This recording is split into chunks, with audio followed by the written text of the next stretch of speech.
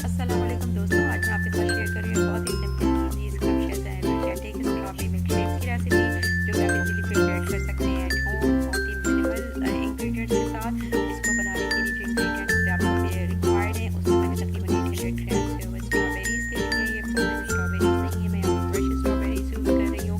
इसके अलावा जो है वो हम इसमें फुल फैट मिल्क यूज़ करेंगे। अगर आप चाहें तो इसको स्किम मिल्क के साथ भी बना सकते हैं। 1 टेबल स्पून के करीब मैं यहाँ पे ऑर्गेनिक सिरप ऐड करूँगी।